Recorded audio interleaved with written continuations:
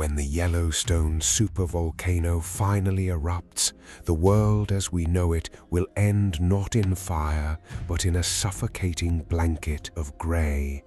Within hours, billions of tons of pulverized rock and toxic sulfur will blot out the sun across North America. Temperatures will plummet, crops will fail. For humanity, this is the ultimate doomsday scenario, a blackout from which our civilization might never recover. But what if we've been looking at this all wrong? What if Yellowstone isn't a tombstone, but an incubator? We are obsessed with the destruction, the day everything dies. But nature abhors a vacuum. When the ashes settle, Earth won't just lie dormant. It will adapt. It will mutate. Over the next 1,000 years, the toxic wasteland of North America will become a hyper-accelerated laboratory for evolution. The creatures that emerge from this silica-laced nightmare won't be the animals we know today. They will be monsters. And this is exactly how they will be born. Let's set the stage. It's year one. The eruption is over, but the volcanic winter has just begun. North America is buried under feet of toxic ash.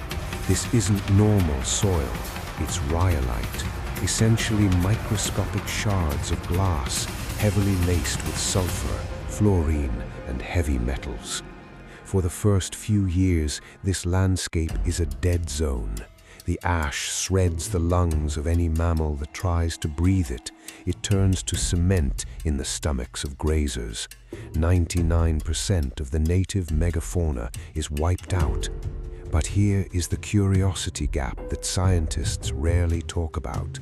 Ash is completely sterile, but it is also a blank slate packed with raw, untapped chemical energy. If you remove all the dominant species from an ecosystem, you trigger an evolutionary gold rush. The survivors aren't the strongest, they are the strangest. We know how the dinosaurs died, but how does life literally consume toxic glass and sulfur to build a completely new, unrecognizable food chain from scratch? The answer starts not with a roar, but with a whisper in the dirt.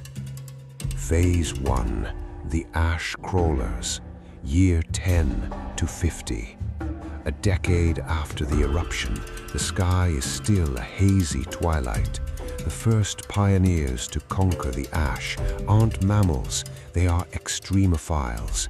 Specialized fungi and hyper-mutated bacteria begin breaking down the heavy metals. Following them are the scavengers, beetles and arthropods that survived deep underground emerge. But to survive the razor-sharp silica dust, they must change.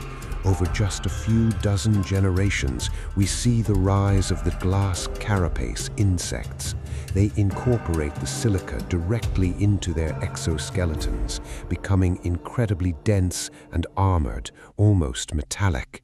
They feed on the toxic fungi, concentrating the toxins in their bodies. Phase 2, the sulfur flora, year 100 to 300. A century passes. The volcanic winter is lifting, but the atmosphere remains altered. Sunlight finally reaches the ground, but it's filtered, stripping away certain wavelengths. Green plants struggle, but evolution finds a workaround. To photosynthesize in this hazy, sulfur-rich environment, plant life turns black and deep purple to absorb every ounce of available thermal and solar energy.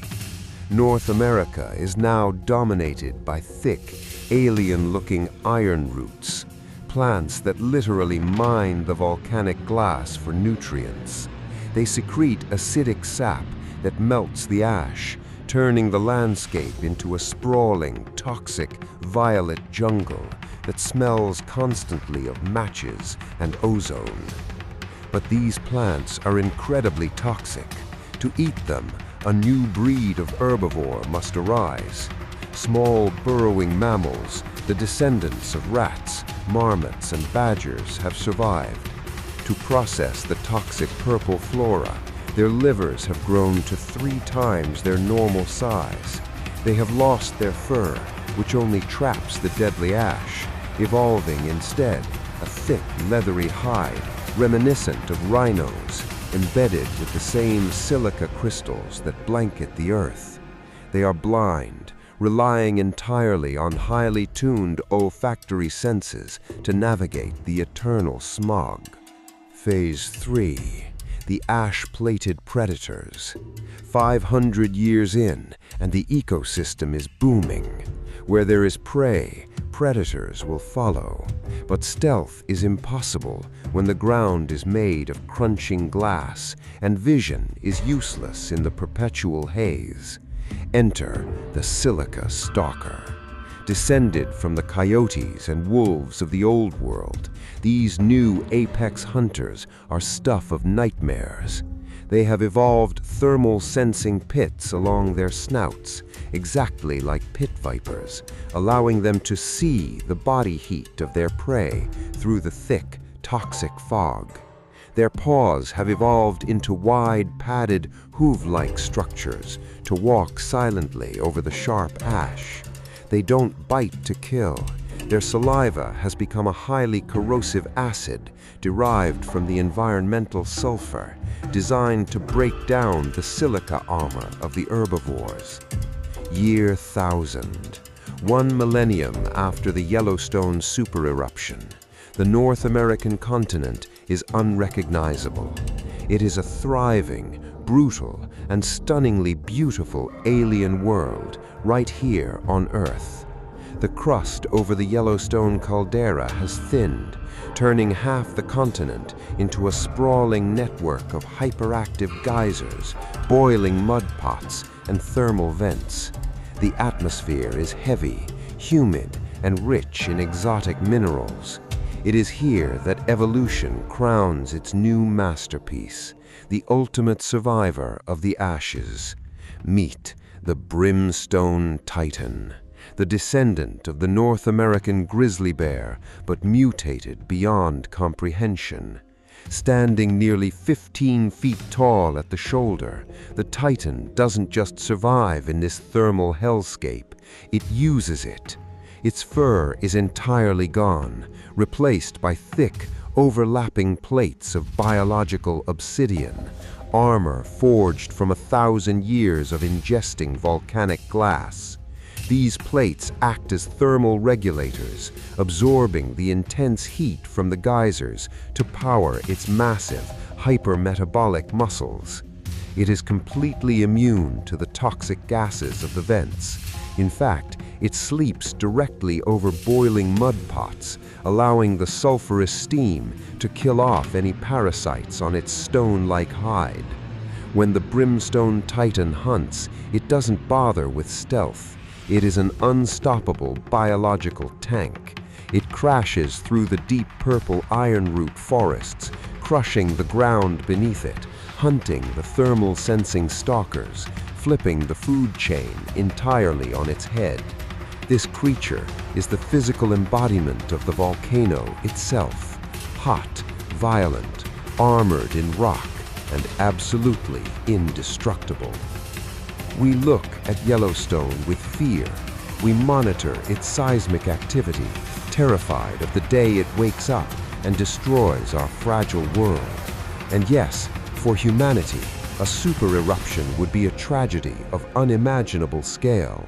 But for the Earth, it's just a reset button, a clearing of the canvas. The ash that would bury our cities is the exact same ash that will serve as the cradle for a spectacular, terrifying new chapter of life.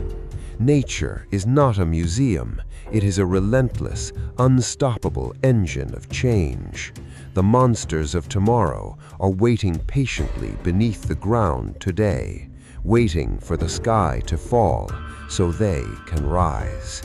When the Yellowstone supervolcano finally erupts, it won't be the end of the world. It will just be the end of our world and the beginning of theirs. Thanks for watching. If you want to see what happens when the oceans boil, click the video on your screen right now.